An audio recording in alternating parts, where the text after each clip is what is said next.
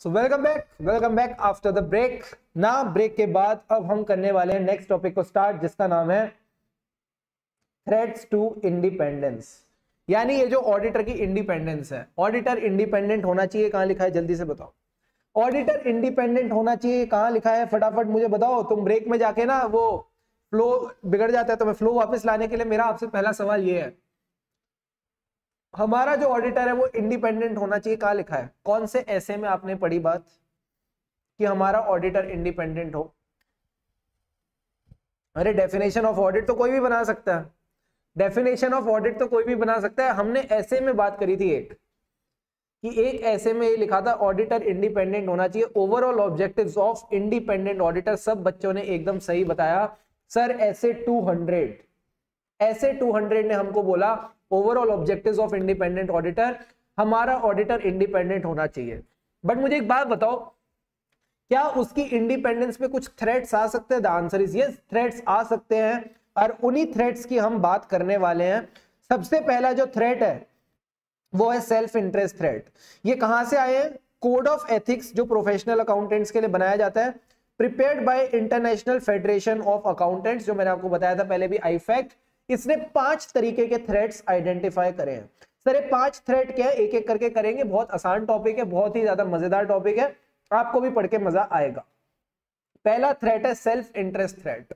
Self interest threat यानी इसको आप लॉजिकली समझो, एज एन ऑडिटर मैं फाइनेंशियल स्टेटमेंट चेक करने जा रहा हूं उस एंटिटी के जिसमें मेरा खुद का इंटरेस्ट है। मुझे एक बात बताओ, क्या जिस एंटिटी में मेरा खुद का इंटरेस्ट है मैं ऑब्जेक्टिवली उस फाइनेंशियल स्टेटमेंट्स को ऑडिट कर पाऊंगा? क्या मैं एक अनबायस्ड रूप में, एक अपनी फ्रीडम के साथ उस फाइनेंशियल स्टेटमेंट को चेक कर पाऊंगा, या मेरी एक बायसनेस रहेगी अगर मैं उस एंटिटी में इंटरेस्टेड हूं? द आंसर इज बायसनेस रहेगी।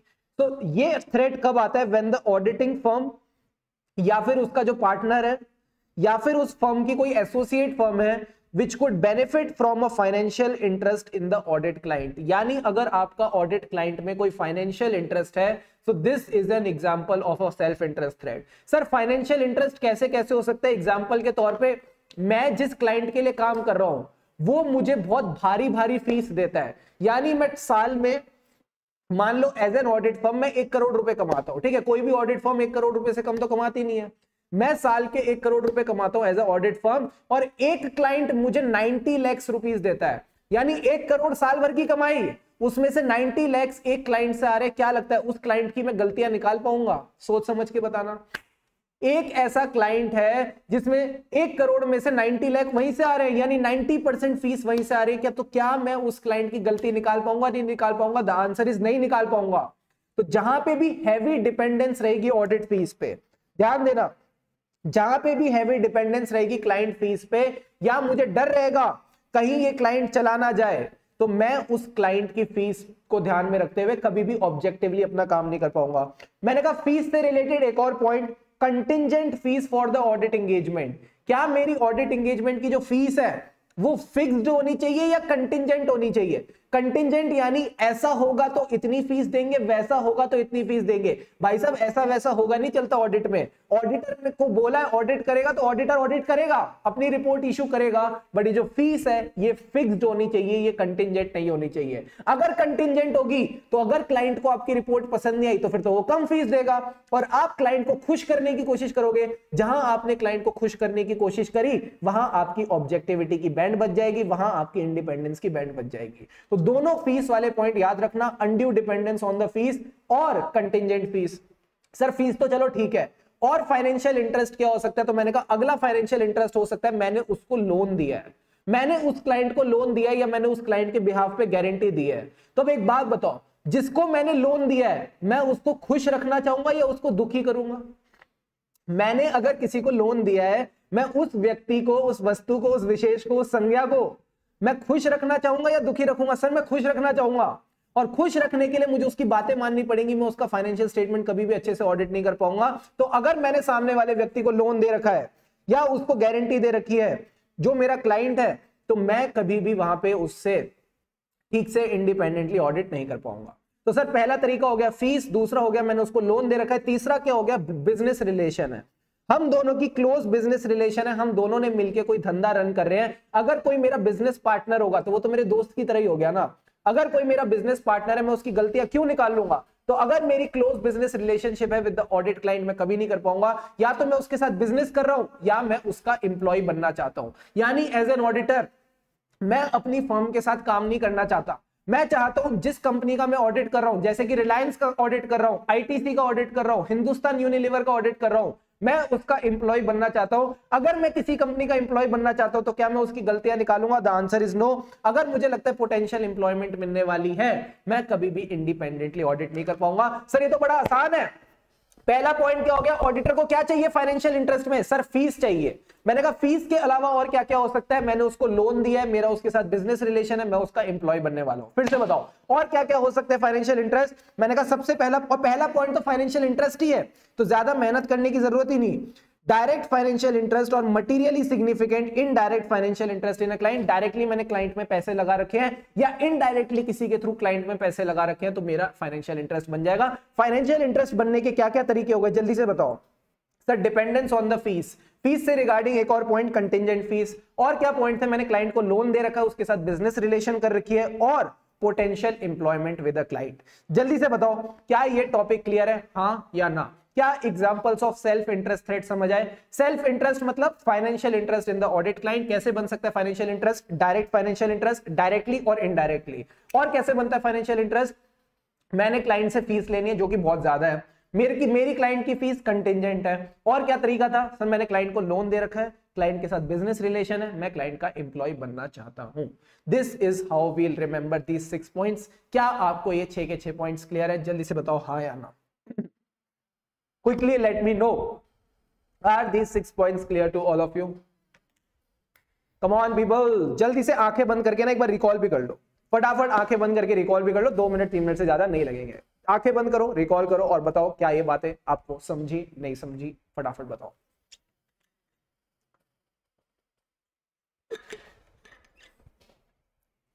Very good. अब आ जाओ नेक्स्ट टॉपिक पे जिसका नाम है self review threat. I think इसके नाम से ही आपको एक अंडरस्टैंडिंग मिल गई होगी क्या थ्रेट कहना चाहता है। सेल्फ रिव्यू थ्रेट का मतलब है it is as good as, मैं आपको कह दूं, ऑडिट का पेपर लिखोगे भी आप और चेक भी आप करोगे। ऑडिट का पेपर लिखोगे भी आप, चेक भी आप करोगे, तो क्या आप चेकिंग इंडिपेंडेंटली कर पाओगे या कोई बायसनेस रहेगी? सोच के बताना। ऑडिट का पेपर लिखेंगे भी आप, चेक भी आप ही करेंगे, यानी सेल्फ रिव्यू। क्या आपको ये इंडिकेशन नहीं आ रही कि फाइनेंशियल स्टेटमेंट भी मैंने बनाए, ऑडिट भी मैं ही कर रहा हूं?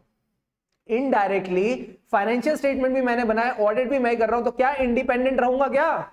या कोई इंसान अपनी चीजों में से कमियां निकालता है?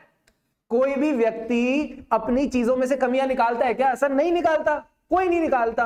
तो जहां भी आप खुद की चीज, बनाई हुई चीज चेक करोगे, खुद की बनाई हुई कोई भी चीज चेक करोगे, आप उसमें बायस्ड रहोगे, चाहे वो घर पे खाना बनाना क्यों ना हो। मैंने एक दिन रोटी भिंडी बनाई, ठीक है, दिख रही थी खराब बनी है, खा के जो स्वाद आया ना, मुझे कभी कोई स्वाद आया ही नहीं हो। मैंने कहा तो बेस्ट बनी है, ठीक है, भले कितनी खराब बनी हो, पर मैं तो बड़ी अच्छी पसंद आई। मैंने तो कहा मैं तो 4 रोटी खाऊंगा इसके साथ। तो जब इंसान कोई खुद चीज बनाता है उसमें बायसनेस आ जाती है। एंड सेल्फ रिव्यू थ्रेड का मतलब यही है, खुद की बनाई चीज को चेक करने के थ्रेड को बोलते हैं सेल्फ रिव्यू थ्रेड। ये कब होता है? When you review a judgement और conclusion reached in a previous audit और नॉन ऑडिट एंगेजमेंट। यानी आपने वही चीज को रिव्यू कर रहे हो, जजमेंट और कंक्लूजन जो आप पहले रीच कर चुके हो। सर नॉन ऑडिट का क्या मतलब होता है? Non audit services means the services other than the audit और रिव्यू ऑफ फाइनेंशियल स्टेटमेंट। आपने यही बात मैंने आपको समझाई थी कि फाइनेंशियल स्टेटमेंट का ऑडिट भी होता है, लिमिटेड रिव्यू भी होता है। ये दोनों ऑडिट सर्विसेज मानी जाती है। नॉन ऑडिट सर्विसेज में क्या आती है? Management services. अगर मैं मैनेजमेंट को कंसल्टेंसी दे रहा हूं कि आप अपने बिजनेस को ऐसे बढ़ाओ, आप अपनी कॉस्ट को ऐसे ऑप्टिमाइज करो, आप अपने रेवेन्यू को ऐसे बढ़ा सकते हो, तो this is not an audit service. मैं कोई फाइनेंशियल स्टेटमेंट तो चेक कर नहीं रहा। प्लस अगर मैं इंटरनल ऑडिट कर रहा हूं, इंटरनल ऑडिट यानी जो मैनेजमेंट ने इंटरनल कंट्रोल्स डाल रखे हैं कि बैंक रिकंसिलिएशन स्टेटमेंट बननी चाहिए, अगर कोई ऑर्डर देना है मुझे बाहर किसी वेंडर को, तो अप्रूवल चाहिए होता है उस चीज के लिए। तो ये जो इंटरनल कंट्रोल्स की टेस्टिंग होती है, इंटरनल ऑडिटर करता है। इन्वेस्टमेंट एडवाइजरी सर्विसेज, आपके पास एज अ मैनेजमेंट 100 करोड़ रुपए पड़े हैं, आपको उसको अलग अलग जगह इन्वेस्ट करना है, उसकी अगर मैं एडवाइजरी दे रहा हूं तो क्या ये ऑडिट है? The answer is no, this is a non audit service. इसी तरह design and implementation of information technology system, अगर मैनेजमेंट का जो अकाउंटिंग सिस्टम है, टैली कोई यूज नहीं करता आज की डेट में, सब यूज करते बड़े बड़े सॉफ्टवेयर्स, तो अगर वो सॉफ्टवेयर्स को मैंने ही डेवलप करवाया है एज एन ऑडिटर, तो आप एक बात बताओ, जब मैं इंटरनल कंट्रोल की टेस्टिंग करने जाऊंगा, उसमें जब मैं इंफॉर्मेशन सिस्टम की टेस्टिंग करूंगा, क्या इसमें बायसनेस आ जाएगी? हाँ या ना, सच्ची सच्ची बताना। जिस इंफॉर्मेशन टेक्नोलॉजी सिस्टम से इनके अकाउंटिंग रिकॉर्ड्स बनते हैं, अगर वो मैंने ही डिजाइन करा है, मैंने ही इंप्लीमेंट करा है, नॉन ऑडिट सर्विस दी है, क्या मैं ऑडिट करते वक्त इस चीज को लेके बायस हो जाऊंगा या नहीं हो जाऊंगा? सच्ची सच्ची बताना, हाँ या ना। क्या आपको ये फीलिंग आ रही है कि इस एरिया में भी बायसनेस आ सकती है? What do you feel? Yes sir, इस चीज में बायसनेस आ सकती है, एंड इन्हीं चीजों को हमने सेक्शन 144 में प्रोहिबिट कर रखा है। जब आप मेरे साथ सेक्शन 144 पढ़ेंगे, कंपनीज एक्ट 2013 का, ब्रैकेट में लिख दो यहां पे, जब आप मेरे साथ सेक्शन 144 144 ऑफ कंपनीज एक्ट 2013 पढ़ेंगे, उसमें मैं बोलूंगा एक ऑडिटर ये सारी सर्विसेज कंपनी को दे ही नहीं सकता। क्यों नहीं दे सकता? क्योंकि सेल्फ रिव्यू थ्रेट आ जाएगा। तो सेल्फ रिव्यू थ्रेट से बचने के लिए कंपनीज एक्ट 2013 में प्रोविजन डाला गया, सेक्शन 144 कंपनीज एक्ट 2013 में, कि ये सारी सर्विसेज अब प्रोहिबिटेड है, आप ये नहीं दे सकते। क्या आपने कंपनी लॉ में सेक्शन 144 पढ़ा है? मेरे हिसाब से शायद से इंटर में आ चुका है। कोई बच्चा है जिसको ऐसा कुछ याद आ रहा है कि सेक्शन 144 में ऑडिट एंड ऑडिटर्स में आपने कुछ इस तरह का पढ़ा हो कि आप फाइनेंशियल इंफॉर्मेशन सिस्टम वाली सर्विसेज नहीं दे सकते, ठीक है, अकाउंटिंग एंड बुक कीपिंग वाली सर्विसेज नहीं दे सकते, इन्वेस्टमेंट एडवाइजरी सर्विसेज नहीं दे सकते, एक्चुरियल सर्विसेज नहीं दे सकते? याद आ रहा है? इसी वजह से ये सेक्शन डाला गया है। अब आपको समझ आ गया? आई होप वो डॉट्स क्लियर हो गए। ठीक है, design implementation and maintenance of internal control नहीं कर सकते, बच्चा कह रहे नॉन सर्विसेज दे रखे। यस सर, अब याद आ रहा है। तो ये रीजन है जिस वजह से ये सारी सर्विसेज डिसअलाउड है। संतुष्टि मिल गई? हाँ सर, संतुष्टि मिल गई। दो ही एग्जांपल्स है, इसके ज्यादा एग्जांपल्स नहीं है। पहला एग्जांपल, जो ऑडिटर है वो कंपनी का डायरेक्टर और सीनियर ऑफिसर रह चुका है। तो जो बंदा कंपनी का डायरेक्टर और ऑफिसर रह चुका है पहले, अब अगर वो ऑडिटर बन जाएगा तो वो क्या कंपनी की गलतियां निकालेगा? द आंसर इज नो, कभी नहीं निकालेगा। दूसरी बात, ऑडिटर वही सर्विसेज परफॉर्म करता है which are subject matters of audit. Sir subject matter of audit का क्या मतलब है? ध्यान से सुनो, इधर देखो इधर देखो इधर देखो, डाउट आएगा तुमको। सर इस लाइन का क्या मतलब है कि auditor is performing services that are subject matter of audit, यानी इसी ने फाइनेंशियल स्टेटमेंट बनाए हैं, इसी ने इंटरनल कंट्रोल्स बनाए हैं, यानी जिस चीज की चेकिंग करने ऑडिटर आया है वो बनाई भी ऑडिटर ने है। तो सब्जेक्ट मैटर ऑफ ऑडिट यानी जिस चीज का ऑडिट हो रहा है वो काम ऑडिटर ने ऑलरेडी कर रखा है, तो कोई बंदा अपनी गलतियां नहीं निकालेगा। तो दो पॉइंट्स बस आपने याद रखने हैं, auditor has been the director और senior officer of the company, plus auditor has perform दो services which are subject matter of the engagement. क्या आपको सेल्फ रिव्यू थ्रेट क्लियर हुआ? क्या आपको इसमें संतुष्टि मिली? जल्दी से बताओ हाँ या ना। तो दो थ्रेट्स हो गए, self interest threat which was about the financial interest. Financial interest means fees, cash चाहिए, मुझे कैश चाहिए, तो फीस मिल जाती है। मैंने कहा heavy dependence on the fees, plus हमारी फीस कंटिंजेंट है, बिजनेस रिलेशन है, एम्प्लॉय है, और क्या था, लोन दे रखा है मैंने क्लाइंट को। फिर हमने सेल्फ रिव्यू थ्रेट पढ़ा जिसका मतलब है रिव्यू ऑफ अ जजमेंट और conclusion reached as a part of audit और non audit engagement. Non audit engagement हमने पूरा डिस्कस किया, जिसने सेक्शन 144 पढ़ रखा था उसको पुरानी यादें भी ताजा हो गई। और दो एग्जांपल्स हमने पढ़ लिए, auditor has been the director और senior officer of the company, या फिर auditor has actually perform services which are the subject matter of audit engagement, जिसका ऑडिट हम करने आए हैं। Quickly read through it and मुझे कंफर्म करो क्या ये बातें क्लियर है, हाँ या ना। जल्दी से देखो और बताओ।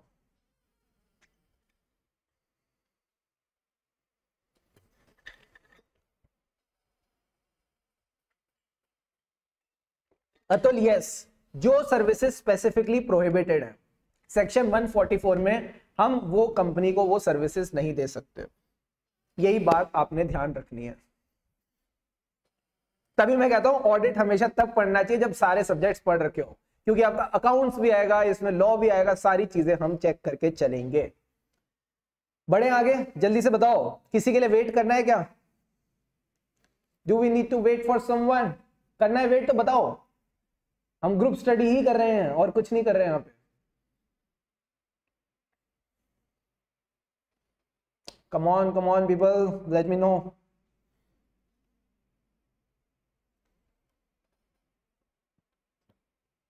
Do we need to wait for someone?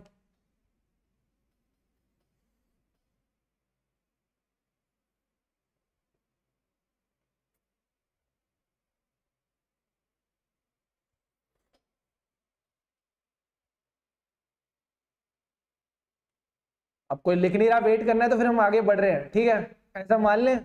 कोई कुछ नहीं लिख रहा, यस सर वेट करना है, नहीं करना, बढ़े आगे, बढ़ो सर, चलो डन। अब बढ़ते हैं आगे नेक्स्ट टॉपिक की तरफ, advocacy threats. Please proceed, very very good. तो एडवोकेसी थ्रेट जैसा नाम दिखा रहा है, आप क्या कर रहे हो, आप क्लाइंट के एक तरह से एडवोकेट बन गए। क्या बन गए आप, क्लाइंट के एडवोकेट बन गए, यानी अब आप क्लाइंट को इतना ज्यादा प्रमोट कर रहे हो, आप क्लाइंट के इंटरेस्ट को इतना प्रमोट कर रहे हो कि आप उसके एडवोकेट बन गए। मुझे एक बात बताओ, अगर आप क्लाइंट के इंटरेस्ट को हद से ज्यादा प्रमोट करोगे, अगर आप क्लाइंट के इंटरेस्ट को हद से ज्यादा प्रमोट करोगे, क्या मैं कह सकता हूं आप इंडिपेंडेंट हो? क्या मैं बोल सकता हूं आप इंडिपेंडेंट हो? The answer is no sir, आप नहीं बोल सकते, क्योंकि अब आपका रिश्ता एक ऑडिटर से ज्यादा हो गया है। अब आप क्लाइंट के ऑडिटर नहीं, अब आप एडवोकेट वाली फील दे रहे हो। So advocacy threats occur when the auditor promotes और इज परसीव्ड टू प्रमोट, या तो वो प्रमोट कर रहा है या हमको फील आ रही है कि वो प्रमोट कर रहा है क्लाइंट के ओपिनियन को इस कदर, टू अ पॉइंट, मतलब का क्या मतलब है, इस कदर प्रमोट कर रहा है where people may believe that the objectivity is getting compromised। Sir objectivity का क्या मतलब होता है? an attitude which is free of bias, जिसमें कोई बायसनेस नहीं होती, उसको ऑब्जेक्टिविटी बोलते हैं। और अगर आपकी ऑब्जेक्टिविटी कॉम्प्रोमाइज हो रही है, ऑब्जेक्टिविटी की धज्जियां उड़ रही हैं, तो इसका मतलब एडवोकेसी थ्रेट है। So if you are promoting the client's interest और it is perceived, सिर्फ प्रमोट नहीं, अगर परसीव भी हो रहा है, हमको फील आ रही है कि आप प्रमोट कर रहे हो क्लाइंट के इंटरेस्ट को to a point that your objectivity is compromised, तो इसको एडवोकेसी थ्रेट बोलेंगे। एग्जांपल में एक एग्जांपल तो ऑब्वियस है, that is acting as an advocate of the client. अगर आप क्लाइंट के एडवोकेट बन जाते हो, लिटिगेशन का क्या मतलब होता है, तारीख पे तारीख मिल रही है माय लॉर्ड, नहीं मिल रहा है तो इंसाफ। तो अगर आप क्लाइंट के एडवोकेट बन जाते हो या थर्ड पार्टी डिस्प्यूट्स में चले जाते हो, तो आपका ये एडवोकेसी थ्रेट है। दूसरा थ्रेट का क्या मतलब है, आप क्लाइंट के शेयर्स को प्रमोट कर रहे हो, आप बोल रहे हो शेयर ले लो, रिलायंस के शेयर ले लो। अरे कौन सा ऑडिटर होता है जो रिलायंस के शेयर बेचने निकलता है? कोई होता है क्या ऐसा auditor? So if you are dealing in the shares and securities of the company, if you are promoting the shares and securities of the company, then my friends you are compromising on your objectivity. यहां पे भी advocacy threat आ जाएगा। तो advocacy threat के दो चीजें हैं, आपने ध्यान रखना है, dealing in the shares and securities of the company, and the दूसरा point is acting as an advocate of the client in the litigations और थर्ड पार्टी जो भी दिक्कतें होती है, जिसको हम बोलते हैं डी से दिक्कत, डी से डिस्प्यूट। ठीक है जी, तो ये हो गए आपके तीन थ्रेट्स। पहला थ्रेट क्या था? Self interest threat. इस सेल्फ इंटरेस्ट थ्रेट में क्या आते थे सर? फाइनेंशियल इंटरेस्ट आते थे, डायरेक्ट फाइनेंशियल इंटरेस्ट होता था। और बताओ इंटरेस्ट, फाइनेंशियल इंटरेस्ट क्या क्या होते थे? एक बार बताओ जरा चैट बॉक्स पे, जल्दी से बताओ चैट बॉक्स पे, फटाफट बताओ। What are the different types of financial interest? Cheating नहीं करेगा कोई बच्चा चीटिंग नहीं करेगा, सोच के बताओ what were the different types of financial interest. अगर बता दिया ना तो फिर देखो क्या कॉन्फिडेंस आता है। लोन, वेरी वेरी गुड, बहुत बढ़िया सृष्टि, छा गए तुसी। बिजनेस रिलेशन, और बताओ। फीस, बहुत बढ़िया।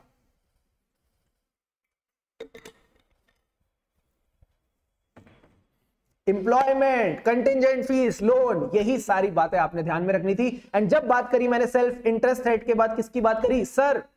Self review threat.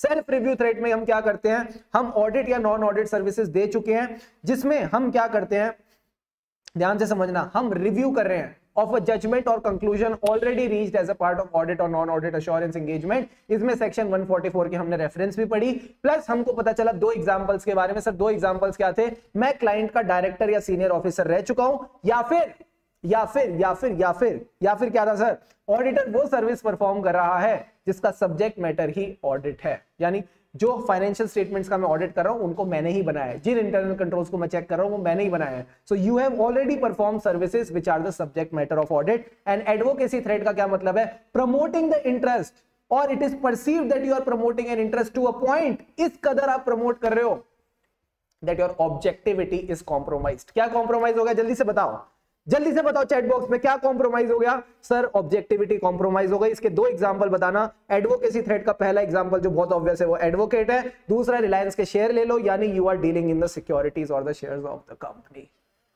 राइट। क्या तीनों तरह के थ्रेड्स क्लियर हैं, फटाफट बताओ हाँ या ना। Are these three threats clear, because इसके बाद से दो थ्रेड है और हमारा थ्रेड वाला टॉपिक खत्म हो जाएगा, फटाफट बताओ। क्लियर है sir.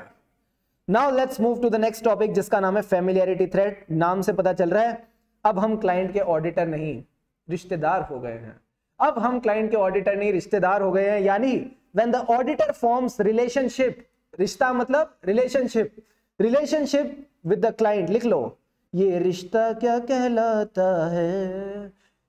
When the auditor forms relationship with the client where they end up being too sympathetic to the client interest, यानी क्लाइंट को लेके ऐसे सिंपैथी आ गई, ओहो मेरे बाबू सोना को लॉस हो गया, प्रॉफिट दिखा देते हैं। अरे भाई साहब नालायक हो गया, कैसे ऑडिटर हो तुम, तुमको ऑब्जेक्टिविटी रखनी है, तुमको इंडिपेंडेंस रखना है, तुम क्लाइंट को लेके सिंपैथेटिक नहीं हो सकते।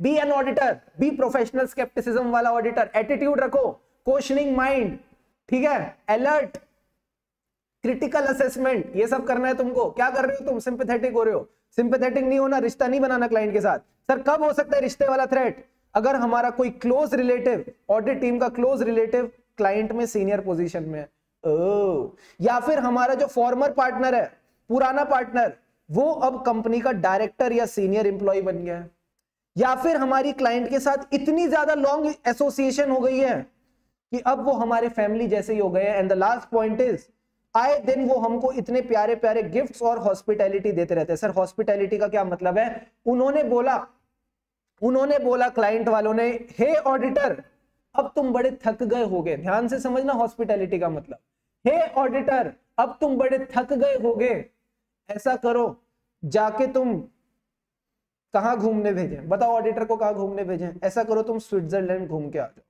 ठीक है, हमने ऑडिटर को फिर बोला तुम जाके स्विट्जरलैंड घूम के आ जाओ। अब बताओ क्या जिस ऑडिटर को क्लाइंट स्विट्जरलैंड भेजेगा वो ऑडिटर उसकी गलतियां निकालेगा क्या? ऐसा नहीं फील आ रही है तो फैमिली वाली रिलेशनशिप हो गई है, तो फैमिली वाले भी नहीं भेजते एक दूसरे को, ये तो क्लाइंट भेज रहा है हॉस्पिटैलिटी देके।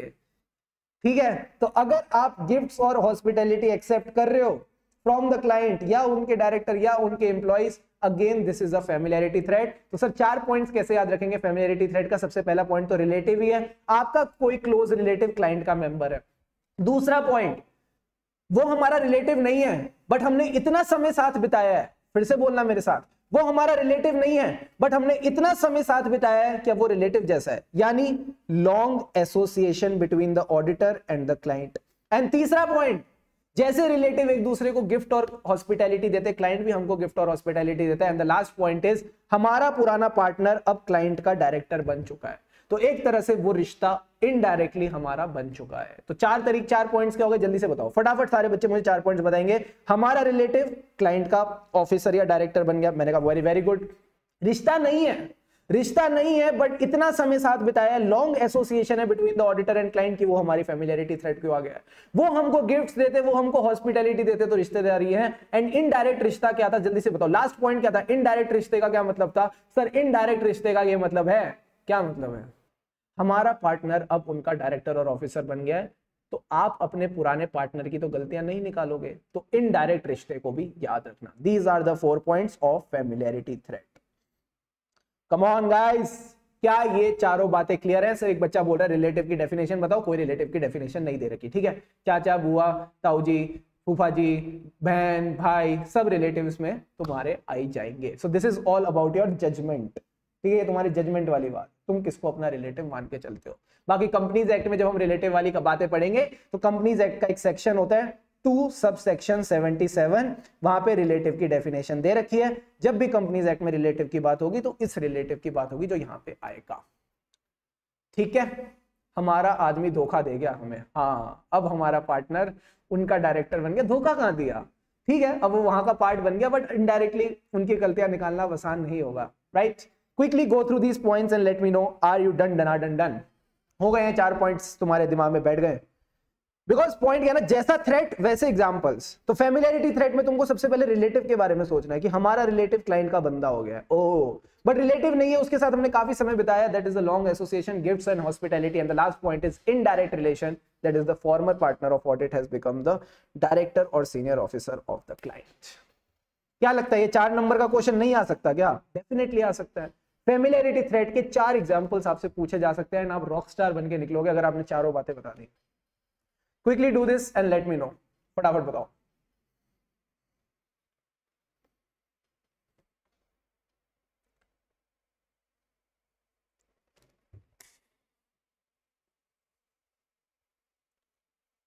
वेरी गुड मिंकल जी, बहुत बढ़िया। पानी वानी पी लो यार, तुम भी बहुत ज्यादा थक जाते होगे, इतनी मेहनत कर रहे हो, ठीक है, इतनी मेहनत मशक्कत कर रहे हो, इतनी दिल से तुम पढ़ाई कर रहे हो, पानी वानी पीते रहा करो, ठीक है। Keep your body recharge, that is very important.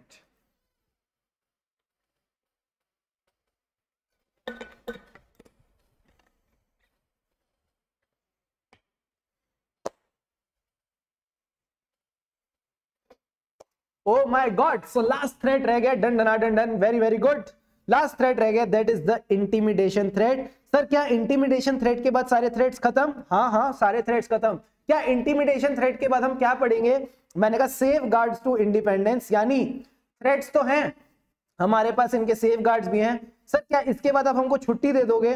The answer is yes, इसके बाद मैं आपको छुट्टी दे दूंगा, फिर हमारी आज की क्लास एकदम डन हो जाएगी। क्या सारे बच्चे मेरे साथ रेडी हैं? नेक्स्ट बस आप मेरे को थोड़ा सा टाइम और दे दो, थ्रेट लास्ट कवर ये करेंगे, फिर सेफगार्ड्स पढ़ेंगे and then we'll be done with today एंड एक क्विक रिवीजन मार लेंगे जो भी हमने डिस्कस किया है।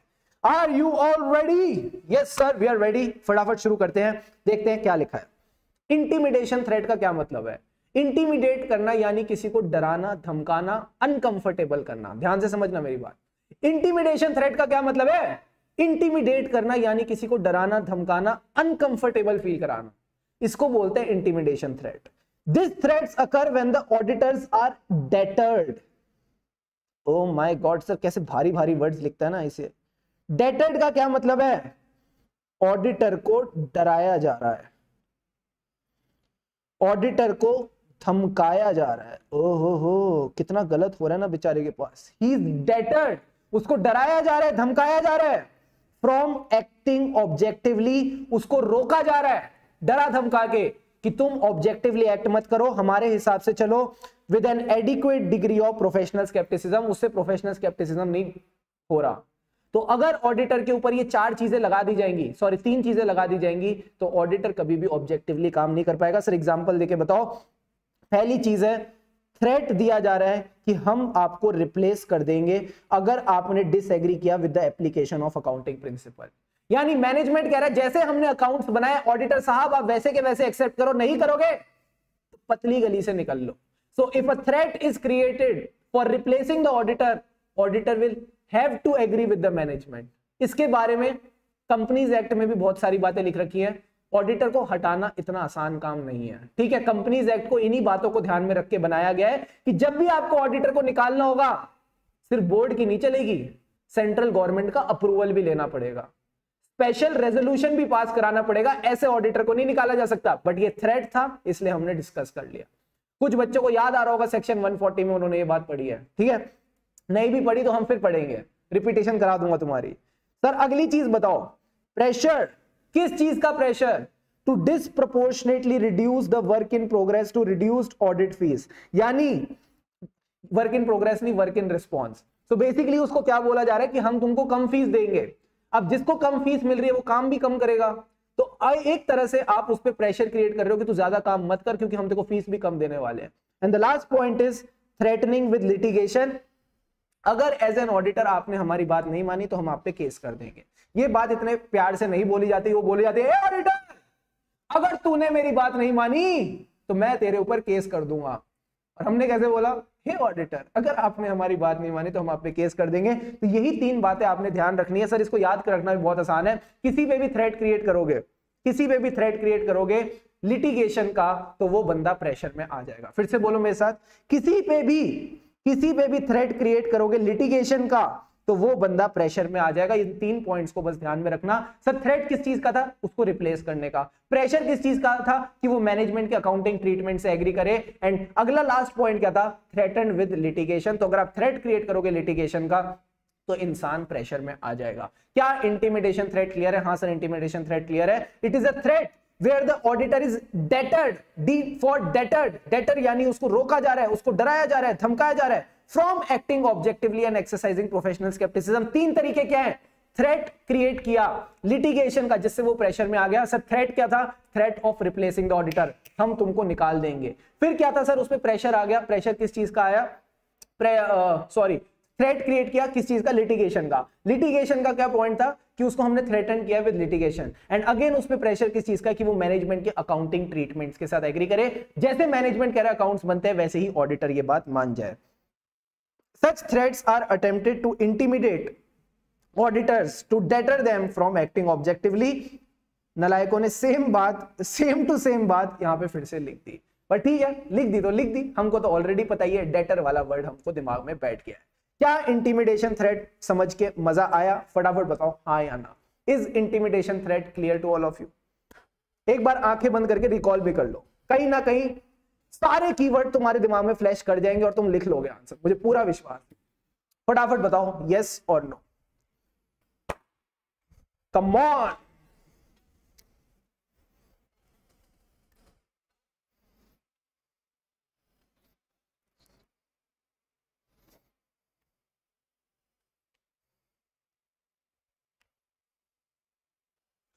यस सर हमको समझ आ गया। सर एक बात बताओ, क्या आपको एक तरीका चाहिए जिससे आपको सारे थ्रेड्स याद रह जाए? हाँ सर एक तरीका चाहिए, मैं आपको बताता हूं क्या तरीका है। एक ना ड्रिंक आती है सर, इस ड्रिंक का नाम क्या है? इस ड्रिंक का नाम है साफी। इससे क्या होता है, जनरली इस ड्रिंक को वो लोग लेते हैं जिनको थोड़ा सा ना कुछ इश्यूज होते हैं बॉडी में।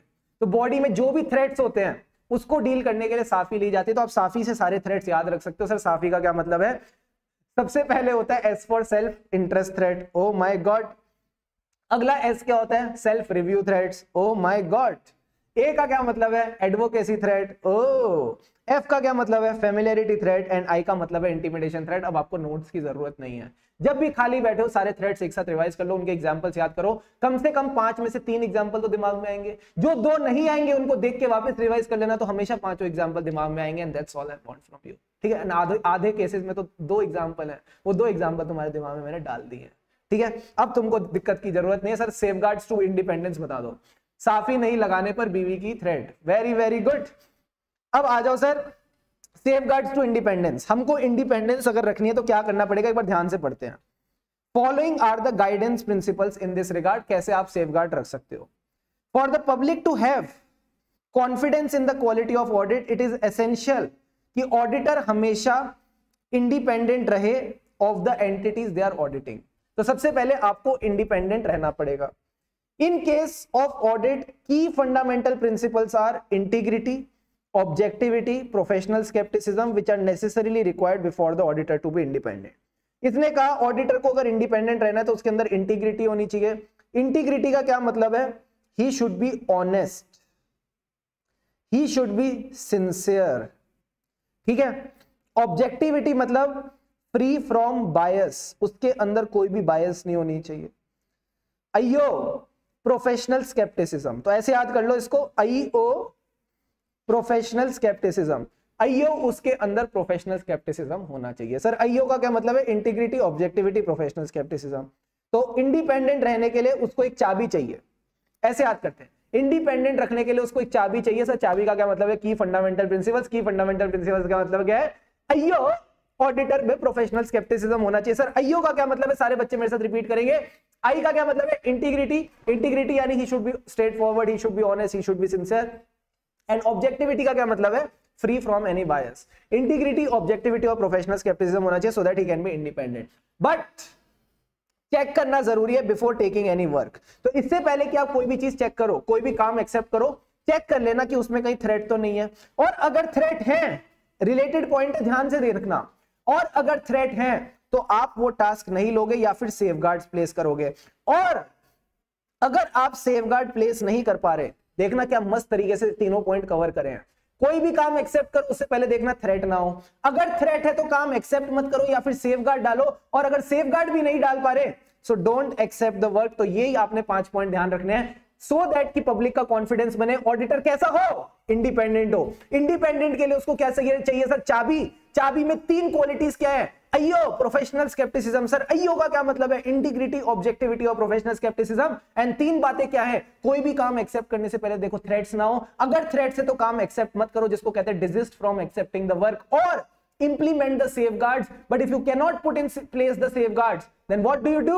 You don't accept the audit work. यही बात आपने ध्यान रखनी है कि ऑडिटर का इंडिपेंडेंट होना जरूरी है। कैसे होगा? जब उसके पास चाबी होगी।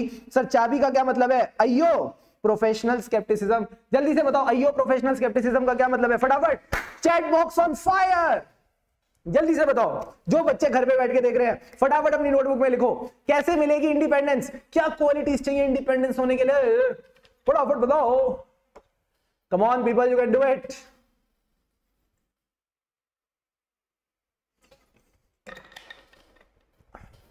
Come on come on. IO का क्या मतलब है?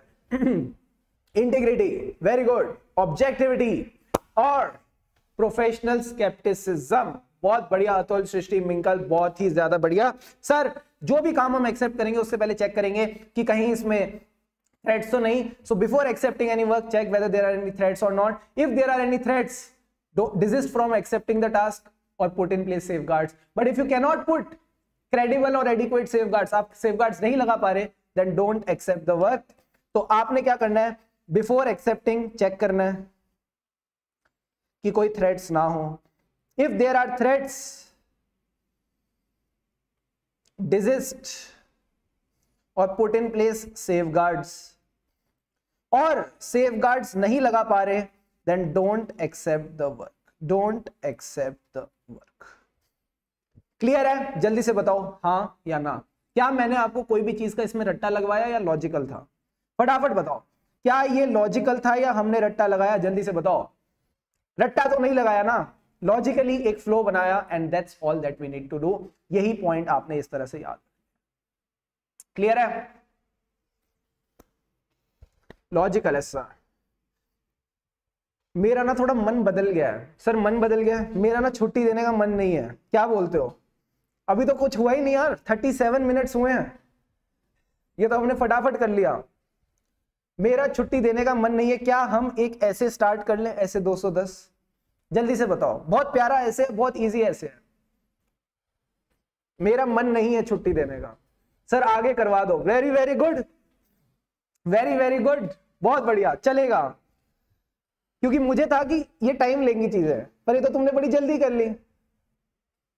गरिमा कह रही है सर रिवाइज कर लेते हैं। गरिमा रिवाइज में आखिरी में करवा दूंगा, डोंट वरी, तुम टेंशन मत लो रिवीजन की। तुमको सारी बातें याद आएंगी, सारी बातें रिवाइज करेंगे, कोई दिक्कत की बात नहीं है। अभी आगे बढ़ जाते हैं, बिकॉज पॉइंट क्या है ना, ये टॉपिक हम ऑलरेडी पढ़ चुके हैं। ओ माय गॉड, क्या तुमको ये टॉपिक ऑलरेडी पढ़ा हुआ लग रहा है?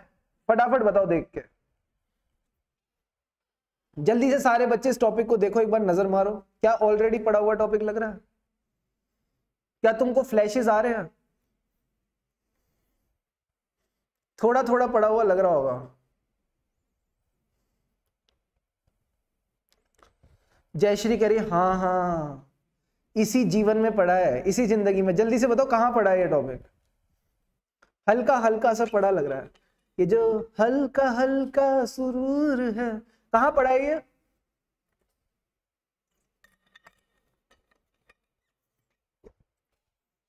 सबने बिल्कुल सही बताया सर, प्रीमाइस ऑफ ऑडिट में पढ़ा था, जिसमें हमने मैनेजमेंट और टीसीडब्ल्यूजी की रिस्पॉन्सिबिलिटी पढ़ी थी। तो शुरू करते हैं ऐसे के साथ। मुझे तुमको बस यही फील देनी थी कि हम आधा पेज तो ऑलरेडी पढ़ चुके, तो खत्म ही करेंगे। ध्यान से समझना क्या है ऐसे 210, ऐसे 210।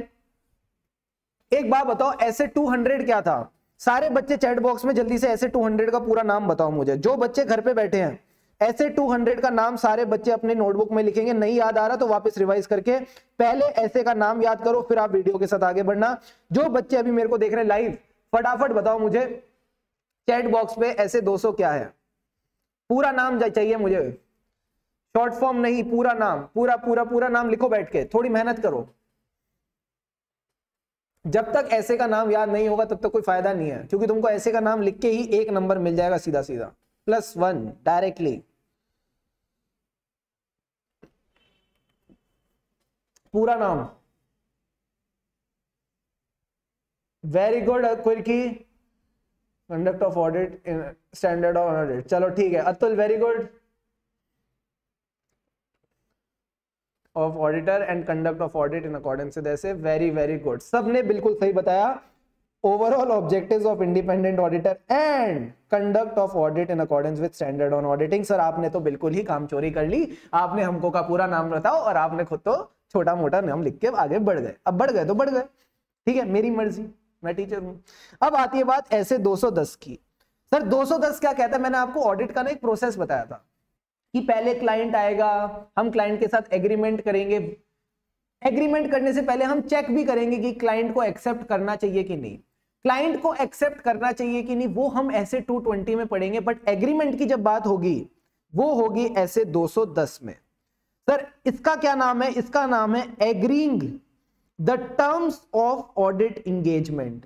यानी बेसिकली अब हम एग्रीमेंट कर रहे हैं, एग्रीमेंट यानी अब हम एग्री कर रहे हैं कि हमारे ऑडिट इंगेजमेंट की टर्म्स क्या होगी, किन शर्तों पे। टर्म्स का क्या मतलब होता है?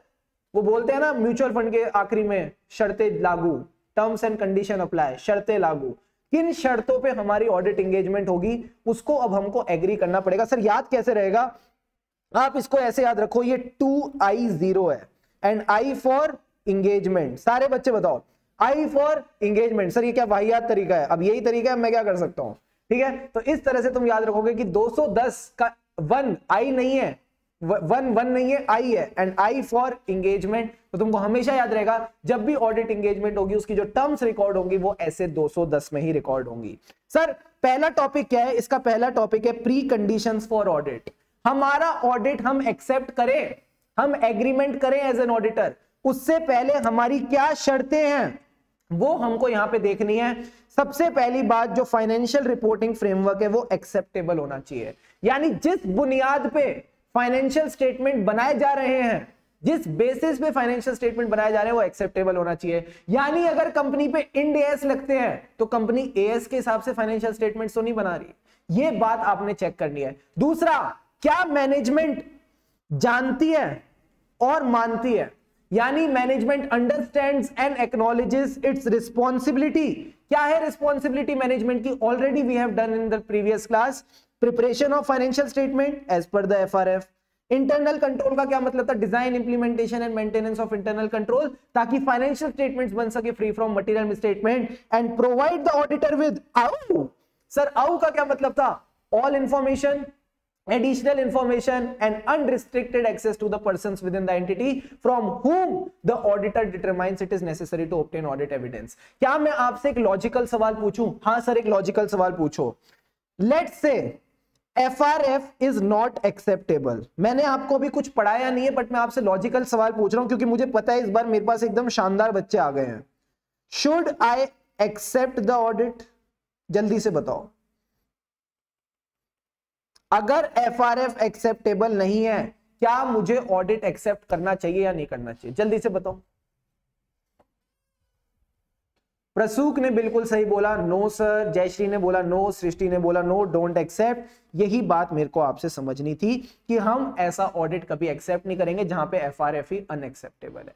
क्या pre conditions for audit clear है? हाँ sir pre conditions for audit clear है। सबसे पहले तो फाइनेंशियल रिपोर्टिंग फ्रेमवर्क, जिस बेसिस पे फाइनेंशियल स्टेटमेंट बनने हैं वो एक्सेप्टेबल होना चाहिए। दूसरा, मैनेजमेंट अंडरस्टैंड भी करती है, एक्नॉलेज भी करती है, वो समझती भी है और मानती भी है कि उसकी रिस्पॉन्सिबिलिटी क्या है, फाइनेंशियल स्टेटमेंट बनाना, इंटरनल कंट्रोल रखना और ऑडिटर को प्रोवाइड करना विद आउ। सर आउ का क्या मतलब है? All information, additional information and unrestricted access. क्या ये precondition for audit clear है? हाँ सर एकदम शानदार तरीके से क्लियर है। ये आपका आरटीपी May 21 का सवाल खत्म हो जाता है। क्वेश्चन क्या था आरटीपी May 21 में, वो आपको क्या करते हैं ना, मैं बताता हूं ऑडिट में सवाल कैसे बनते हैं। एक बड़ा सा पैराग्राफ देंगे और आखिरी में बोलेंगे what are the preconditions for audit. क्या अब आप प्री कंडीशंस फॉर ऑडिट लिख लोगे? जल्दी से सारे बच्चे कमिटमेंट करो।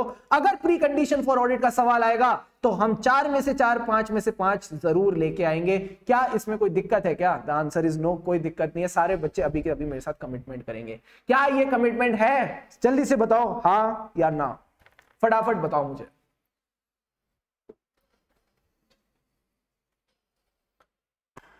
ऑल राइट, ग्रेट, बहुत बढ़िया सर। अब आते हैं अगले सवाल पे, content of the engagement letter.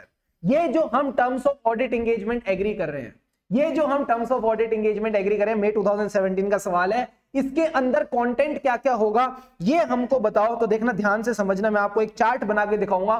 Chart अगर किसी ने समझ लिया, फ्लो समझ आ गया, ये आंसर भी एक केक वॉक बन जाएगा। ध्यान से समझना, कोई भी एग्रीमेंट होता है, कोई भी एग्रीमेंट होता है जिसको हम यहां पे ईएल बोल रहे हैं। सर ईएल का क्या मतलब है? एंगेजमेंट लेटर बोल लो या एग्रीमेंट बोल लो। उस एग्रीमेंट में क्या होता है? एग्जाम्पल के तौर पे मैंने एक एसी खरीदा, ठीक है। उस एसी के एग्रीमेंट में क्या लिखा होगा कि हम आपको एसी देंगे। क्या क्या रिस्पॉन्सिबिलिटी है एसी वाली कंपनी की? वो मुझे एसी देगी, साथ में हो सकता है वो मुझे 2 सर्विसेज और फ्री दे।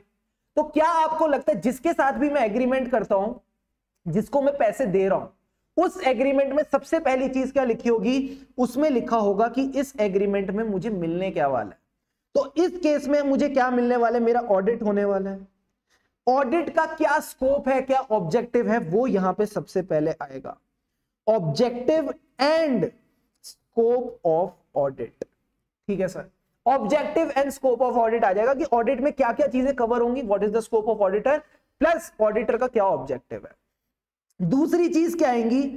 दोनों पार्टीज की रिस्पॉन्सिबिलिटीज, यानी रिस्पॉन्सिबिलिटी ऑफ द ऑडिटर, जो 2 पार्टीज हैं, एंड द मैनेजमेंट। क्या ये लॉजिकल है? Answer is yes. Objective and scope आ गया कि ऑडिट में क्या क्या कवर होगा और दोनों पार्टीज की क्या क्या रिस्पॉन्सिबिलिटी है। मुझे बताओ मैनेजमेंट की क्या रिस्पॉन्सिबिलिटी है? सर मैनेजमेंट की रिस्पॉन्सिबिलिटी है फाइनेंशियल स्टेटमेंट देना। ऑडिटर की क्या रिस्पॉन्सिबिलिटी है? ऑडिट रिपोर्ट इशू करना। फाइनेंशियल स्टेटमेंट कैसे हो? मैंने कहा फाइनेंशियल रिपोर्टिंग फ्रेमवर्क जैसे हो। तो मैनेजमेंट की रिस्पॉन्सिबिलिटी के साथ आप एक पॉइंट और याद रखेंगे सर, क्या? कि the FRF should be acceptable, ठीक है, identification of the FRF. And audit report के साथ आप क्या करेंगे? FRF is basically a format of the financial statement. Audit report के फॉर्मेट को कुछ बोलते नहीं है, तो आप सीधा यही लिख दो, form and content of audit report. क्या लिखेंगे हम इसको? Form and content of audit report. यहां आपका पूरा आंसर तैयार हो गया। पहला पॉइंट है objective and scope of audit. क्या पहला पॉइंट क्लियर है? जल्दी से बताओ। Objective and scope of audit सबसे पहले आ गया हमारे एग्रीमेंट में। दूसरा पार्ट क्या है? दोनों की रिस्पॉन्सिबिलिटी। तो सेकंड पॉइंट हो गया responsibility of the auditor. Third point हो गया responsibility of the management. Management जो देगा फाइनेंशियल स्टेटमेंट वो किस हिसाब से होंगे? एफआरएफ के हिसाब से। तो फोर्थ पॉइंट हो गया FRF should be acceptable, identification of the financial reporting framework. And fifth point क्या हो गया? Form and content of audit report. फटाफट देखो और मुझे बताओ क्या ये पांचों पॉइंट्स का फ्लो क्लियर है, हाँ या ना? Quickly let me know, is this point clear to all of you? Yes और नो? नो है ही नहीं, वैसे यस ही लिख दिया मैं तो सीधा। जल्दी से बताओ।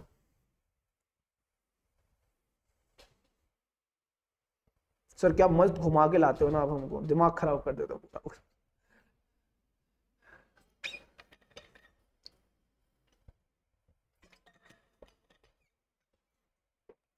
एक बार आंखें बंद करके ना रिकॉल भी कर लो। Once you recall just type in chat box done डना डन डन। आप जो घर पे बैठे हो आप भी एक बार आंखें बंद करके रिकॉल कर लो। भले ये चार्ट भी बना लो, जो आपको नोटबुक है ना उसमें भले ये चार्ट भी बना लो, and then let me know via the chat box, right down done डना done done. Very important question है, बहुत अच्छा क्वेश्चन है, चांसेस होते हैं इसके पेपर में आने के।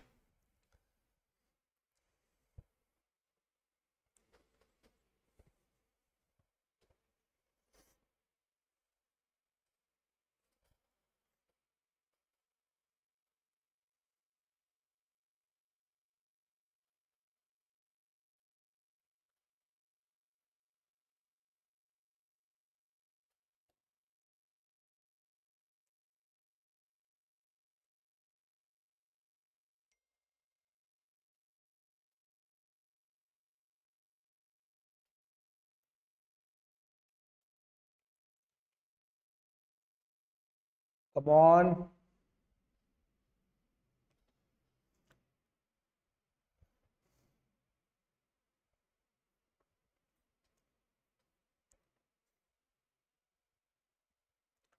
डन सर, याद हो गया, वेरी गुड जयश्री, बहुत बढ़िया।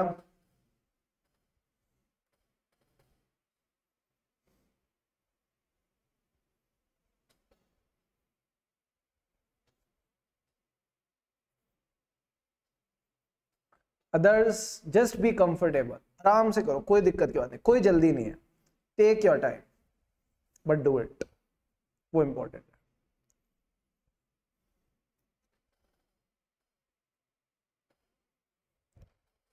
Got it, done sir. चलो देख लेते पॉइंट्स क्या है। पहला point, objective and scope of audit of financial statement, already done. Responsibilities of auditor, responsibilities of management. अब दोनों की रिस्पॉन्सिबिलिटी से रिलेटेड दो पॉइंट्स क्या थे?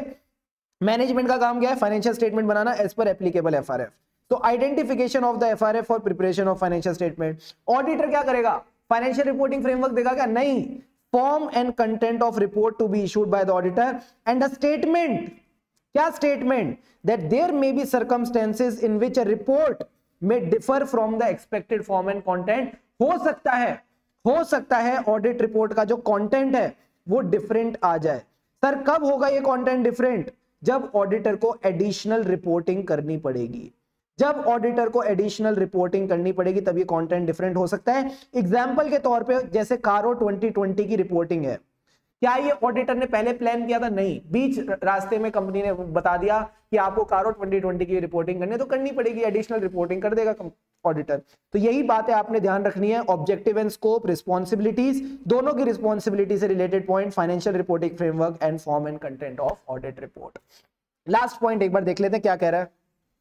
इफ द लॉ और regulation prescribes in sufficient details the terms of audit engagement, auditor need not record them in a written agreement except for the fact that such law and regulation applies and management acknowledges and understands the responsibility। तो कह रहा है अगर ये बातें already किसी law regulation में लिखी है, सर आपका तो हाथ ही ऐसे ना भारी चला जाता है, ऐसे समझना, अगर ये बातें जो ऊपर दी गई, मैंने 5 बातें आपके साथ डिस्कस करी, ये ऑलरेडी किसी लॉ रेगुलेशन में लिखी है, तो आप ये बात भी बोल सकते हो एक रिटर्न एग्रीमेंट में कि ये बातें जो लॉ रेगुलेशन में लिखी है वो मैनेजमेंट अपनी रिस्पॉन्सिबिलिटी समझता है, मानता है, तो हम इसको नहीं दे रहे। So it's just for your reading.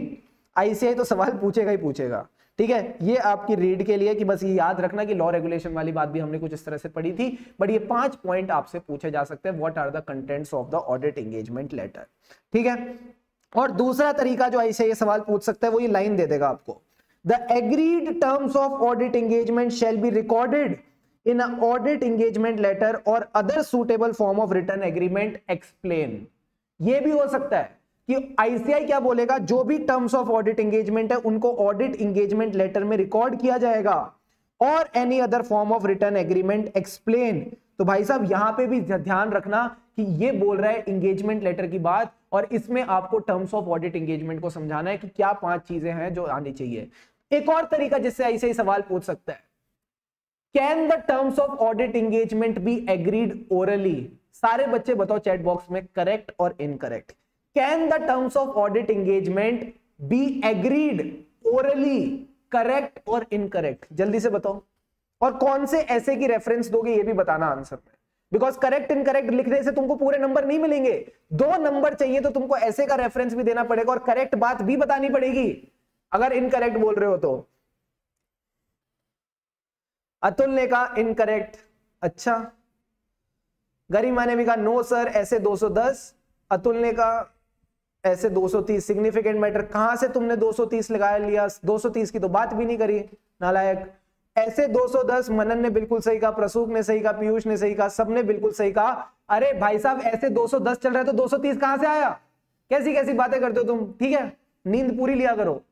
तो इनकरेक्ट आएगा एंड ऐसे 210 आएगा। Got it? साफ साफ लिखा है, agree terms of audit engagement will be recorded in an engagement letter or any other form of return agreement. तो मेरे दोस्त एग्रीमेंट तो करना पड़ेगा ना रिटर्न, बातों बातों में थोड़ी कर सकते हो। कल को मैनेजमेंट पलट गई तो तुम्हारे पास क्या एविडेंस रहेगा कि मैनेजमेंट ने एग्री किया था, ठीक है।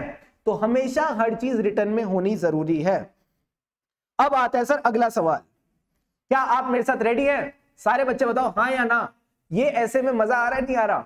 ऐसे 210 इज द इजीएस्ट ऐसे ऑफ ऑल, ठीक है, and the most scoring one. अब आओ अगले सवाल पे। क्या हर साल हम जब ऑडिट करने आएंगे, क्या हर साल जब हम ऑडिट करने आएंगे हमको नया एंगेजमेंट लेटर लाना? यानी मैंने इस साल का ऑडिट कर लिया, ठीक है, इस साल का जो ऑडिट था दिस फाइनेंशियल ईयर, इसका ऑडिट हो चुका है, ठीक है, फर्स्ट ईयर था, मैंने ऑडिट किया, मैंने एंगेजमेंट लेटर एंटर किया, दैट्स इट। मैं अगले साल फिर आया, क्या अब मुझे नया एंगेजमेंट लेटर एंटर करना चाहिए, नहीं करना चाहिए? अब आप इसका आंसर दोगे इट डिपेंड्स। इसका कोई स्ट्रेट फॉरवर्ड आंसर नहीं है कि हर बार करना ही करना है या नहीं करना। मुझे एक बात बताओ, कब होगी जरूरत, लॉजिकली बताना, कब होगी जरूरत नए एंगेजमेंट लेटर की? जब हालात बदल जाएंगे। आप कब नई चीज लेके आते हो? जब हालात बदल जाते हैं। When do you need to change the engagement letter? When there is a change in the circumstances. या तो ओनर बदल गया बिजनेस का, या बिजनेस को चलाने वाली मैनेजमेंट बदल गई। हमने एंगेजमेंट लेटर में क्या लिखा था? Responsibility of the management. Management अपनी रिस्पॉन्सिबिलिटी भूल चुकी है, तो हमको लगता है इसको वापस याद दिलाना है। या फिर जो फाइनेंशियल स्टेटमेंट्स हमने बनाने हैं वो बनाने फाइनेंशियल रिपोर्टिंग फ्रेमवर्क के हिसाब से, बट हमारा एफआरएफ ही बदल चुका है। अब कंपनी पे एएस नहीं इंड एएस लगते हैं, ठीक है। ऑडिटिंग की रिपोर्टिंग रिक्वायरमेंट बदल गई है, कंपनी के लॉज एंड रेगुलेशन बदल गए हैं, तो बहुत सारी चीजें जो बदल सकती है, और यही बातें यहां लिख रखी हैं। On the case of recurring audits, यानी जो ऑडिट हर साल होते हैं, हमको ये असेस करना है वेदर द सर्कमस्टेंसेस, सर्कमस्टेंसेस यानी हालात, they require the terms of audit engagement to be revised and whether there is a need to remind the entity of existing terms of audit engagement। क्या हमको audit engagement terms को revise करना चाहिए या entity को वापस याद दिलाना चाहिए कि टर्म्स ऑफ ऑडिट एंगेजमेंट क्या थे? ऑडिटर कैन डिसाइड, देखो ध्यान से, कंपल्सरी नहीं है कि हर बार नया एंगेजमेंट लेटर देना है। Auditor can decide, may decide not to send the new engagement letter, however following factors make it appropriate to revise the terms of audit engagement or remind the entity of existing terms।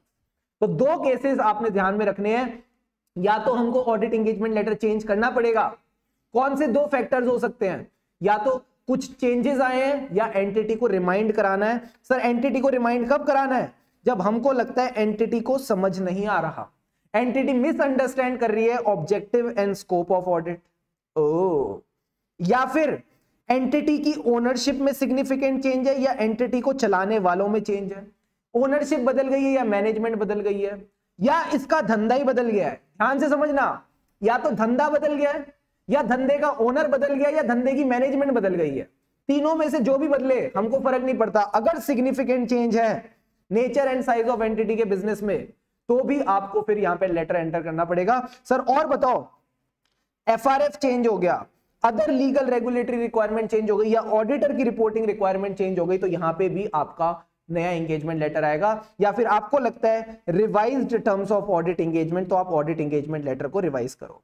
पहले जो दो points हैं वो entity के regarding है कि entity misunderstand करती है, एंटिटी की मिसअंडरस्टैंडिंग होगी तो वापस याद दिला देते हैं, कोई दिक्कत की बात नहीं। क्या है objective and scope of audit, या फिर आपको लगता है आपके ऑडिट एंगेजमेंट टर्म्स रिवाइज होंगे तो ले आओ।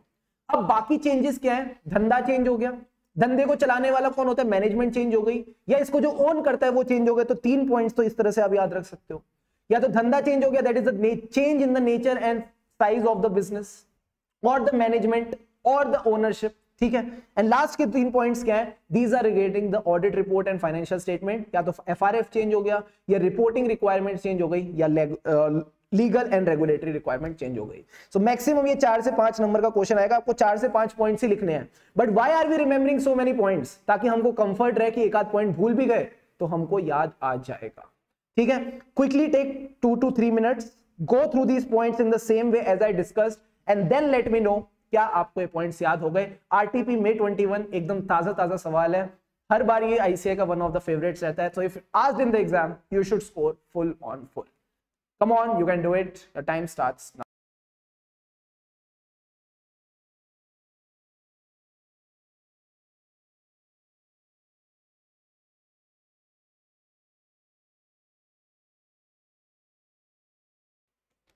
एकदम मन लगा के अच्छे से करो, जिस अप्रोच के साथ डिस्कस किया है वैसे ही करना। आराम से दिमाग में बैठ जाएगा।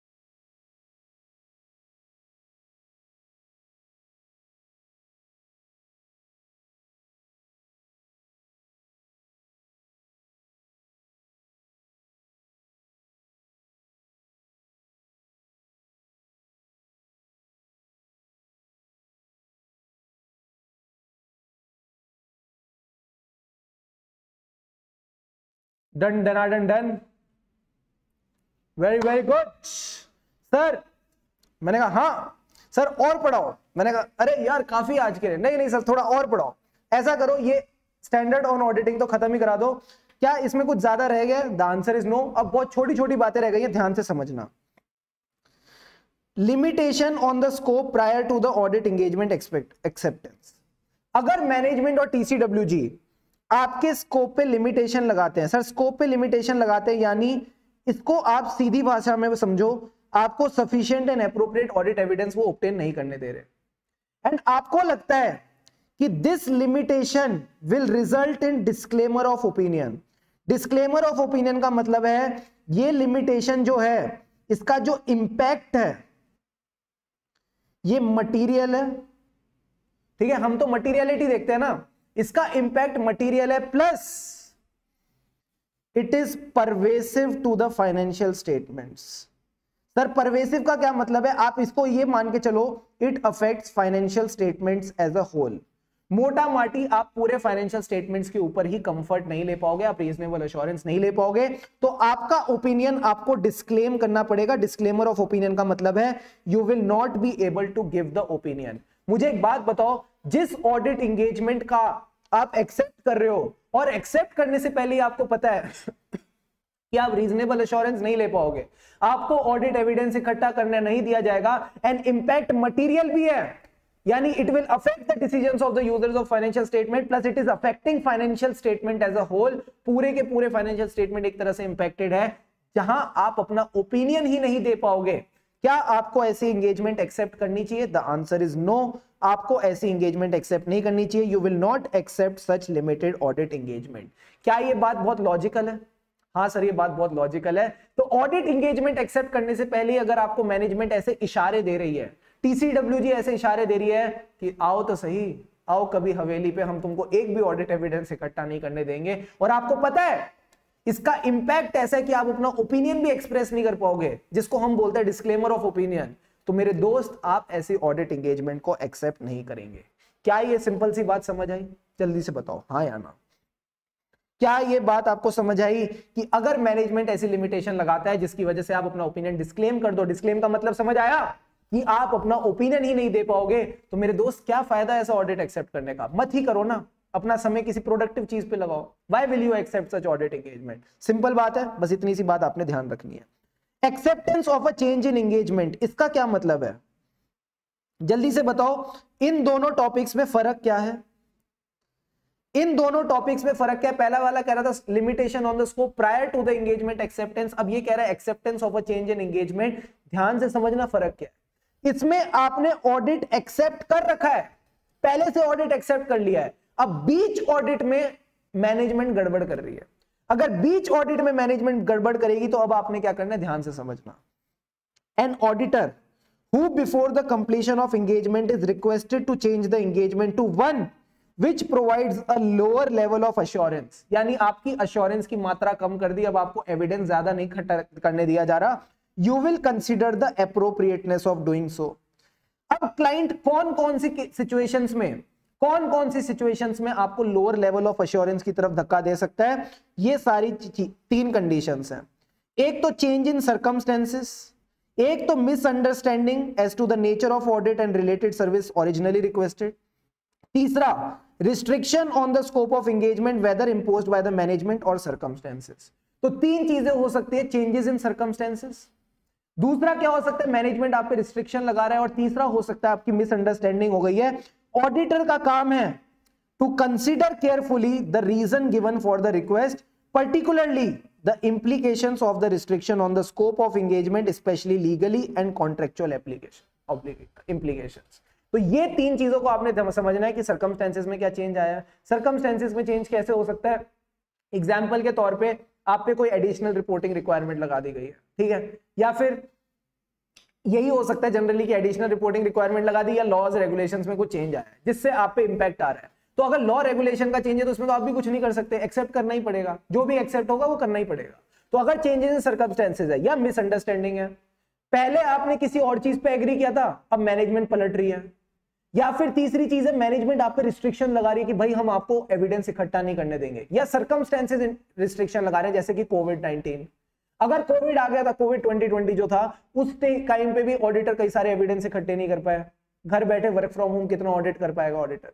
तो अगर रिस्ट्रिक्शन ऑन स्कोप लगाया जा रहा है, अगर चेंजेस इन सर्कमस्टेंसेस आ जाते हैं, अगर मिसअंडरस्टैंडिंग हो जाती है, ये तीनों केसेस में मैनेजमेंट आपसे रिक्वेस्ट कर सकता है टू चेंज द एंगेजमेंट। जहां मैनेजमेंट ये रिक्वेस्ट कर रहा है, आपने इसका रीजन समझना है कि इस रीजन का क्या इंप्लीकेशन होगा on the scope of engagement, बस आपने इतनी सी बात समझनी है। अगर ऑडिटर को लगता है there is a reasonable justification of the change in engagement, यानी हमको चेंज करना चाहिए, and if the audit work performed complied with essays applicable to change engagement, report issued would be appropriate for the revised terms of audit engagement। यानी auditor को management की बात ठीक लगी कि हाँ चेंज करना चाहिए, उसने एक्सेप्ट भी कर ली, जो रिपोर्ट है वो भी ऐसे से कंप्लाई कर रही है, तो फिर तो कोई दिक्कत की बात नहीं है। In order to avoid confusion, audit report would not include reference to the original engagement or any procedures that may have been performed in the original engagement. क्या मैं ये बोल दूं ओरिजिनल एंगेजमेंट की बात ही नहीं होगी, क्योंकि अब हमने अपना ऑडिट एग्रीमेंट जो एंगेजमेंट लेटर है उसको रिवाइज कर दिया है। तो जब भी आप नए टर्म्स ऑफ एंगेजमेंट के हिसाब से अपना ऑडिट रिपोर्ट दोगे, आप पुरानी वाली को रेफरेंस नहीं दोगे, इसके रिगार्डिंग आपके पास करेक्ट इनकरेक्ट आ सकता है, ध्यान रखना इस बात को। इसके रिगार्डिंग आपके पास प्रॉपर करेक्ट इनकरेक्ट आ सकता है, तो आप ऐसे 210 का रेफरेंस दोगे और बोलोगे whenever you are issuing a report as per the revised terms of audit engagement, you will not give reference to the original terms of engagement or the original letter। क्या ये वाली बात आपको समझ आई? जल्दी से बताओ हाँ या ना। ये कंफ्यूजन वाली बात समझ आई? कंफ्यूजन में कंफ्यूजन तो नहीं हुई, इतनी सी बात बस वो कहने की कोशिश कर रहा है। अगर रिवाइज कर लिया तो रिवाइज के हिसाब से करो, ओरिजिनल की फिर बात मत करना, ताकि जो बंदा रीड कर रहा है ऑडिट रिपोर्ट वो समझ पाए कि हाँ इस एंगेजमेंट लेटर की बात हो रही है, पुराने वाले की बात नहीं हो रही। समझ आया? बताओ हाँ या ना। मैंने इसको तभी आपको बॉक्स में दे दिया है कि भाई पुराने वाले को फिर रेफरेंस करने की जरूरत नहीं है अगर आपने नए एंगेजमेंट लेटर के हिसाब से आगे बढ़ चुके हो। जल्दी से बताओ, क्लियर है बात? छोटी छोटी बातें हैं, करेक्ट इनकरेक्ट के काम आ सकती हैं आप। Yes sir. अब एक बात बताओ, लेटर ऑन अगर मैनेजमेंट कभी भी आपसे टर्म्स के रिगार्डिंग चेंज बोलता है, लेटर ऑन कभी भी मैनेजमेंट अगर आपको बोलता है terms of audit engagement change करो, ऑडिटर को एग्री नहीं करना चाहिए अगर उसको लगता है कोई रीजनेबल जस्टिफिकेशन नहीं है। ठीक है, तो यहां पे उसने क्या किया था, उसको जहां लगा रीजनेबल जस्टिफिकेशन है और ऑडिट रिपोर्ट ठीक इशू हो रही है तो कोई दिक्कत की बात ही नहीं है।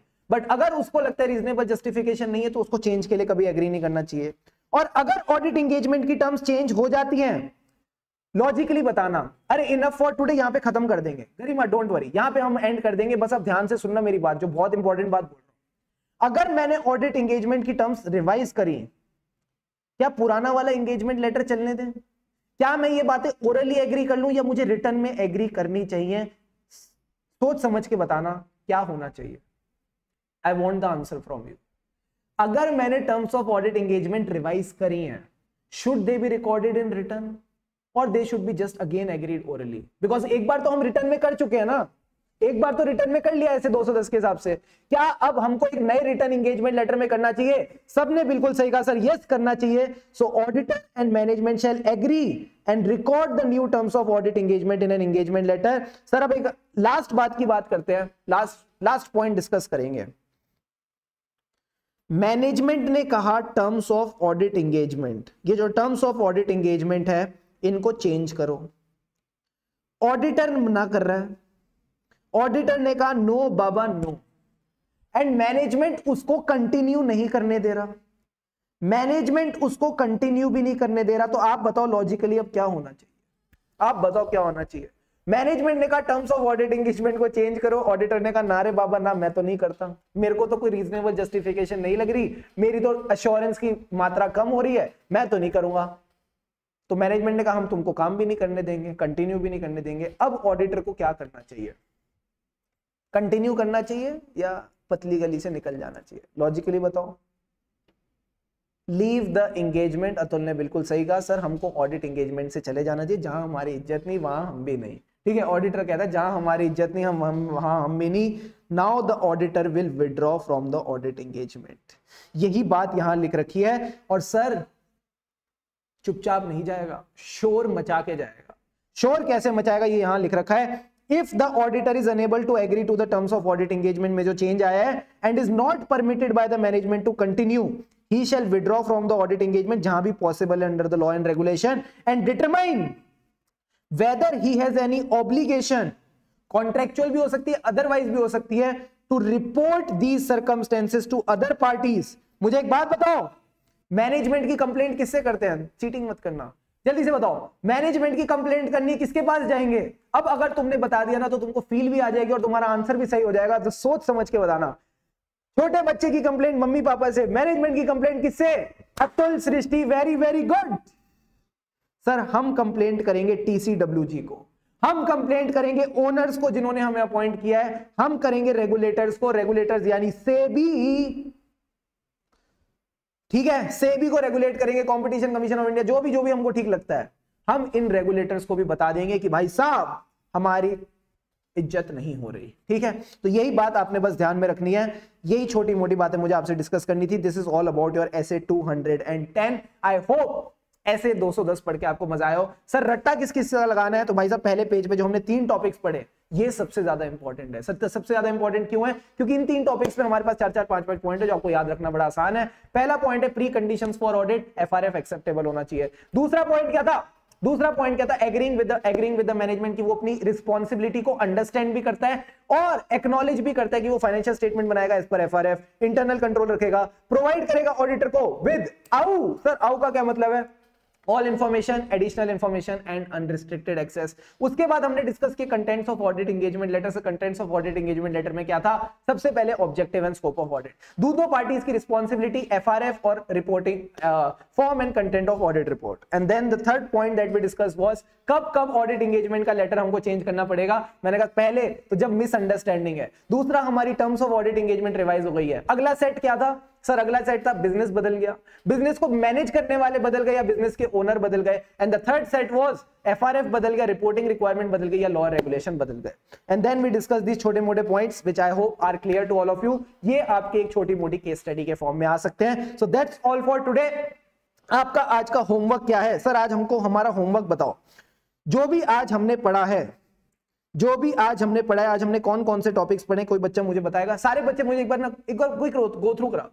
What are the topics that we have discussed since the day we started with this topic? सबसे पहले हमने पढ़ा conduct of audit in accordance with standards on auditing। एक पेज का टॉपिक था, जनरल पेज था, हमने रीड किया, समझ आ गया, वेरी इजी टॉपिक। अगला टॉपिक हमने क्या किया याद है? हाँ सर याद है, प्रियंका चोपड़ा वाला याद है? प्रियंका चोपड़ा वाला क्या था सर वो? नॉट टू डिसीव, क्या था वो? Financial statement should not deceive anyone, financial statement not misleading. Very very good. Financial statement not misleading, बहुत बढ़िया, जिसमें हमने 3 पॉइंट एंट्रीज वाले करे थे एंड क्लियरली कंफर्म करेंगे वो ट्रू एंड फेयर है। Very very good. फिर हमने क्या डिस्कस किया सर? फिर हमने क्या डिस्कस किया था? एक और टॉपिक डिस्कस किया था। उस टॉपिक में क्या था? Advantages of audit. Advantages of audit. Sir advantages of audit में क्या पढ़ा था? एडवांटेजेस ऑफ ऑडिट में हमने क्या पढ़ा था? एडवांटेजेस ऑफ ऑडिट में मैंने आपको बोला था सेल्फिश, कि ये हमारे इंटरेस्ट को सेफगार्ड करता है। कैसे? एम्प्लॉइज के सिर पे तलवार लटक रही होती है तो acts as a check on the employees, plus moral check रहता है एम्प्लॉइज पे। दूसरा क्या था? वेस्टेज और लॉसेस को पकड़ता है। जब सब अच्छा चल रहा होगा तो लाइसेंस इशू हो जाएगा, एंड लाइसेंस इशू हो जाएगा तो everything will settle the liability, settle the partners, वो जब भी निकलेंगे आएंगे जाएंगे जो भी था, एंड आखिरी में डिस्प्यूट भी सेटल हो जाएंगे। Very very good. Then we discussed about the threats. I think हमने थ्रेड्स के बारे में पढ़ा था। यस सर, हमने थ्रेड्स के बारे में पढ़ा था। टाइप्स ऑफ थ्रेड्स पढ़े थे। टाइप्स ऑफ थ्रेड्स का क्या मतलब था? हमने पढ़े थे साफी, राइट? साफी का क्या मतलब था? Self interest thread, self review thread, advocacy thread, familiarity thread, intimidation thread. Aspects of audit रह गया, राइट? एस्पेक्ट्स ऑफ ऑडिट रह गया। एस्पेक्ट्स ऑफ ऑडिट में क्या था? आप 2 तरह के सिस्टम्स को चेक करो, फिर बैलेंस शीट पीएनएल देखो एंड स्टैट्यूटरी रिक्वायरमेंट्स देख के रिपोर्ट इशू कर लेना। आई होप ये बात आपको याद आ गई है। And then we discussed about threats के बाद हमारे पास इसका था सेफगार्ड्स की भी हमने कुछ बात की थी एंड लास्ट में हमने डिस्कस किया SA 210। Are you able to recall? देखो की बहुत सारी बातें हैं, बट जब याद करें ना कुछ ज्यादा डिफिकल्ट नहीं है, ज्यादा टफ नहीं है, ठीक है, आराम से हो जाएगा। तो इन्हीं चीजों को आज आपने एकदम ना, जैसे कहते हैं ना, शिद्दत से रिवाइज करके आना है बिफोर द नेक्स्ट क्लास। आप इन चीजों को एकदम प्यारे तरीके से रिवाइज करना। मैं बता रहा हूं आपको, अगर आपने इनको एकदम बढ़िया तरीके से रिवाइज कर लिया ना, कोई नहीं रोक सकता आपको एकदम शानदार कॉन्फिडेंस लाने से, राइट? तो दैट्स ऑल फॉर टुडे दोस्तों। Have a great day ahead. हम है राही ऑडिट के, फिर मिलेंगे चलते चलते। आज के लिए इतना काफी है।